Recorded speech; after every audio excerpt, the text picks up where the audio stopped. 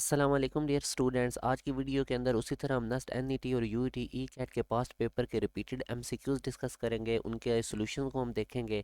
तो सबसे पहला क्वेश्चन ये बहुत इंपॉर्टेंट है, काफ़ी दफ़ा ये यूईटी के टेस्ट में भी आता रहा है कि रेडियस हमें गिवन है 2 मीटर और एक व्हील जो डिस्टेंस कवर करता है 12 मीटर का। तो नंबर ऑफ़ रेवोल्यूशन वो हमसे पूछ रहा है। बेसिकली इस तरह एक व्हील है, उसका रेडियस 2 मीटर का है और वो जो डिस्टेंस कवर करता है वो 12 मीटर है। तो हमने इसकी नंबर ऑफ़ रेवोल्यूशन मतलब एंगुलर डिस्प्लेसमेंट कैलकुलेट करना है थीटा।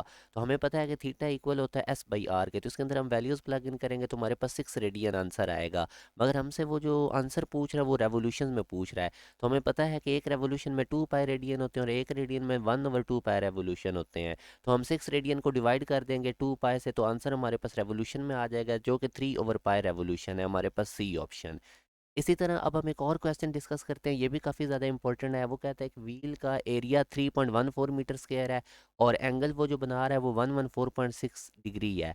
तो टेंजेंशियल डिस्टेंस हमसे पूछा जा रहा है। ये भी अगेन बहुत आसान क्वेश्चन है। S equal to R theta होता है, एस के लिए हमें आर और थीटा चाहिए। एरिया हमें गिवन है, हमें पता है कि अब एरिया होता है पाई आर स्क्वायर के इक्वल। तो हम क्या कम करेंगे, व्हील बेसिकली सर्कल की फॉर्म में ही होता है, तो हम इसके एरिया की जगह उसका फार्मूला लिखेंगे और पाई हमें पता है 3.14 होता है। यहाँ से हम आर कैलकुलेट कर लेंगे जो कि 1 मीटर है। इसके बाद अब हमें पता है 1 रेडियन होता है 57.3 डिग्री और ये जो 114.6 डिग्री है ये डबल है इसका, यानी कि 2 रेडियन की इक्वल है ये 114.6 डिग्री। तो यहाँ से अब हमारे पास है ये 114.6 डिग्री को भी हमने रेडियन में कर लिया। अब हम S equal to R theta formula use करके एस कैलकुलेट कर लेंगे। आर हमने 1 फाइंड आउट किया था, थीटा 2 रेडियन था, तो यहाँ से अब हमारे पास आंसर 2 मीटर आएगा जो कि बीटा ऑप्शन है। इंपॉर्टेंट क्वेश्चन है, काफ़ी दफ़ा ये चैप्टर नंबर 5 फिजिक्स में से इस तरह के क्वेश्चन रिपीट हुए हैं, नस्ट के अंदर भी और यूईटी में भी। और ये सारे यूनिवर्सिटी के ओरिजिनल पास पेपर के एमसीक्यूज हैं जो मैं आपसे डिस्कस कर रहा हूँ। फिर वो कहता है एक व्हील इनिशियली एट रेस्ट पे है। जब भी वो इनिशियली कह देता है ना कोई चीज़ रेस्ट पे है तो इनिशियल वेलोसिटी जीरो होती है। रेडियस भी उसने बता दिया 1 मीटर और एंगुलर एक्सेलरेशन 2 रेडियन पर सेकंड स्क्वायर है। नंबर ऑफ रेवोल्यूशन हमने फाइंड करनी है। याद रखें, नंबर ऑफ रेवोल्यूशन जब भी वो फाइंड करने का कहता है तो वो आपसे एंगुलर डिस्प्लेसमेंट पूछ रहा होता है। तो सेकंड इक्वेशन हम यूज़ करेंगे मगर सर्कुलर मोशन की फॉर्म में। एस को रिप्लेस कर देंगे थीटा से, वी आई को ओमेगा आई से, एक्सेलरेशन को अल्फा से। तो ओमेगा आई हम जीरो पुट करेंगे क्योंकि इनिशियली वो रेस्ट पे था और यहाँ पे हम सिंपल वैल्यूज प्लग इन करेंगे अल्फा की और टाइम की। टाइम 10 सेकंड की मैंने, तो यहाँ से थीटा आएगा 100 रेडियन। मगर उसने नंबर ऑफ रेवोल्यूशन पूछी हैं तो अगेन इसको आप 2 पाई से डिवाइड कर दे। जब भी रेडियन से रेवोल्यूशन में जाना है 2 पाई से डिवाइड करें। पाई 3.14 है, आप इसको अप्रोक्सीमेटली 3 ले लें। तो 2 को 3 से मल्टीप्लाई करें, 600 को 6 से हम जब डिवाइड करेंगे तो अप्रोक्सीमेटली 16 आंसर आएगा जो कि बीटा ऑप्शन है। अब मैं आप लोगों के साथ कुछ मैथ के क्वेश्चंस रिपीटेड डिस्कस करता हूँ। हमने डेरिवेटिव फाइंड आउट करना है एल एन ई एक्स की पावर 5। याद रखें एल एन और ई एक दूसरे का इन्वर्स फंक्शन होते हैं, ये एक दूसरे को कैंसिल आउट कर देते हैं। तो अब अगर मैं एल एन और ई को कैंसिल आउट करूँ तो सिंप्लीफाइड वर्जन कुछ इस तरह से मेरे पास आएगा, सिंपल एक्स की पावर 5। अब इस पे आप डेरिवेटिव का पावर रूल लगा दें और वो कैसे लगेगा, पावर पहले पावर में से एक माइनस करें और फर्दर पावर के नीचे एक्स तो उसके डेरिवेटिव से मल्टीप्लाई करें और वो 1 होता है। तो ये हमारे पास 5 × x⁴। इंपॉर्टेंट क्वेश्चन है, रिपीटेड क्वेश्चन है नस्ट का।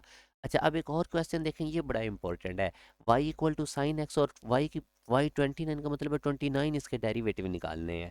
अब मैं आपको इसके बड़ा इंपॉर्टेंट ट्रिक बताने लगा हूँ। वैसे ये क्वेश्चन आपको अगर डायरेक्टली करेंगे तो बड़ा टाइम कंज्यूमिंग होगा। याद रखें जो साइन एक्स होता है ये चौथे डेरिवेटिव में अपनी वैल्यू रिपीट कर देता है। कैसे भला, अगर आप साइन एक्स का पहले डेरिवेटिव लेंगे तो कॉज एक्स आएगा। फिर कॉज एक्स का जब दूसरी दफ़े इसको आप लोग डिफ्रेंशिएट करेंगे तो माइनस साइन एक्स आएगा। फिर माइनस साइन एक्स का डेरिवेटिव लेंगे तो माइनस कॉज एक्स। अब जब हम चौथी दफ़ा माइनस कॉज एक्स का डेरिवेटिव लेंगे तो साइन एक्स आ जाएगा, यानी चौथे डेरिवेटिव में साइन एक्स रिपीट होने लग जाएगा हर चौथे डेरिवेटिव में। सिमिलरली इसी तरह कॉज भी रिपीट होगा, हर चौथे डेरिवेटिव पे ये वही फंक्शन आ जाएगा। तो अब आप देख सकते हैं कि हमने 29 डेरिवेटिव निकालने हैं साइन एक्स के, तो 28 डेरिवेटिव तक तो ये साइन एक्स ही बनेगा। और अब साइन एक्स का मजीद एक और डेरिवेटिव लें तो कॉज एक्स बनेगा, जो कि 29 डेरिवेटिव अब हम पूरे कर चुके हैं और इसका बीटा ऑप्शन है। ये इंपॉर्टेंट क्वेश्चन है, रिपीटेड क्वेश्चन है, इसको आप लोगों ने एक दफ़ा अच्छी तरह से देख लेना है। अब एक और बड़ा इंपॉर्टेंट क्वेश्चन है, जितनी इस वेरिएबल की आपको पावर नज़र आ रही है एक्स की पावर 20, उसी नंबर वाला वो आपसे डेरिवेटिव पूछ रहा है, यानी 20th डेरिवेटिव ऑफ एक्स की पावर 20। तो जब भी इस तरह हो, जितनी वेरिएबल की पावर है उतने नंबर वाला वो आपसे डेरिवेटिव पूछ रहा है, तो आपने सिंपल, अभी एक्स की पावर 20 थी, 20th डेरिवेटिव पूछ रहा था, तो इसका आंसर होगा 20 फैक्टोरियल। अगर वो आपसे कहता है कि 10th डेरिवेटिव निकालो x की पावर 10 का, तो फिर 10 फैक्टोरियल आंसर होना था। अगर वो कह देता 12th डेरिवेटिव निकालो x की पावर 12 का, तो फिर 12 फैक्टोरियल आंसर होना था। तो ये बहुत ज़्यादा इंपॉर्टेंट रिपीटेड क्वेश्चन थे नस्ट के और यूईटी के, जो मैंने शॉर्ट ट्रिक के साथ आप लोगों के साथ शेयर किए हैं। और एक और क्वेश्चन अब देखें, y इक्वल टू ई की पावर ए एक्स, हमने 10th डेरिवेटिव निकालना है। इसको अब आप समझें, y की पावर ई एक्स का अगर मैं पहला डेरिवेटिव लेता हूँ तो ई की power a x as it is, और फर्दर ए एक्स का डेरिवेटिव ए।